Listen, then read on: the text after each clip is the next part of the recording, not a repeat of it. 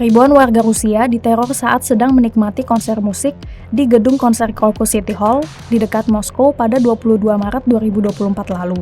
Dilansir dari berbagai sumber, 137 orang tewas dan lebih dari 100 orang terluka. Kelompok teroris ISIS-K atau ISIS-K mengaku menjadi dalang di balik serangan ini. Sehari setelah teror terjadi, media ISIS di Telegram, AMAK, mengunggah gambar 4 pria bertopeng yang mereka klaim terlibat dalam serangan tersebut. Keempat orang itu sudah ditangkap oleh kepolisian setempat dan sudah didakwa melakukan tindakan terorisme. Keempat orang itu adalah Dalerzon Mirzoyev, Saida Krami Muodali, Samsidin Fariduni, dan Muhammad Sobir Faizov. Mereka ditangkap beberapa jam setelah menembaki sekitar 6.000 orang yang menghadiri konser rock itu. Para pelaku teror itu juga membakar gedung konser dan menyebabkan atapnya runtuh. ISIS menyatakan bahwa serangan itu dilakukan oleh cabang ISIS-K di Khorasan, Asia Tengah. Wilayah ini terletak di timur laut Iran, Turkmenistan Selatan, dan Afghanistan Utara.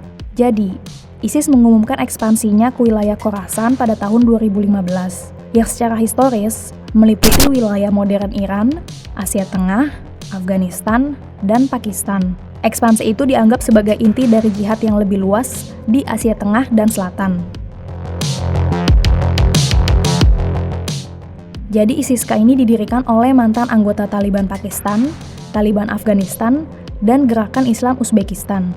Penunjukan Khan sebagai emir pertama ISIS-K dan mantan komandan Taliban Abdul Rauf Khadim sebagai wakilnya semakin memfasilitasi pertumbuhan ISIS-K. ISIS-K telah menerima dukungan dari kepemimpinan inti ISIS di Irak dan Suriah sejak tahun 2015. Ketika ISIS kehilangan wilayahnya, ISIS semakin beralih ke Afghanistan sebagai basis kekhalifahan globalnya. Menurut Pusat Pemberantasan Terorisme di West Point, pada tahun 2017, beberapa anggota Laskar-e-Taiba, Jamaat Ud-Dawa, Jaringan Haqqani, dan Gerakan Islam Uzbekistan juga telah membelot ke ISIS-K.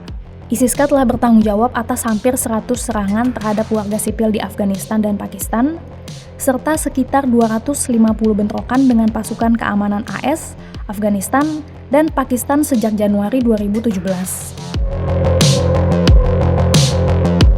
Kantor media ISIS-K pada tahun 2015 lalu pernah merilis video yang menyatakan bahwa mereka akan diberkati jika berjihad di tanah Khorasan untuk memerangi orang-orang kafir.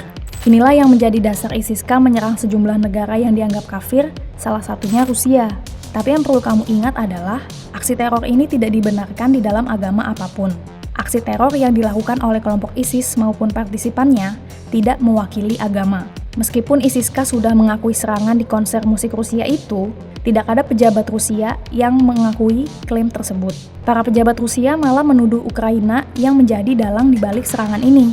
Lalu Presiden Ukraina Volodymyr Zelensky nggak terima sama tuduhan itu. Teror ISIS terhadap Rusia memang udah pernah terjadi beberapa kali sebelumnya. Pada tahun 2015, sebuah pesawat Rusia diledakkan di atas Gurun Sinai, Mesir. Ada 224 orang di dalam pesawat itu, dan sebagian besarnya warga negara Rusia. Serangan itu diklaim ISIS dengan mempublikasikan foto alat peledak tersebut. Terus pada tahun 2017, serangan bom di metro Saint Petersburg menewaskan 15 orang juga dikaitkan dengan ISIS. Kelompok ISIS memang telah memerangi pasukan Rusia selama beberapa dekade. Para ahli kontraterorisme mengatakan bahwa Rusia memang sudah menjadi negara yang dibidik ISIS-K karena ISIS-K sering mengkritik Presiden Putin dalam propagandanya. Alasannya, karena ISIS-K menuduh Rusia melakukan kekejaman terhadap warga Muslim.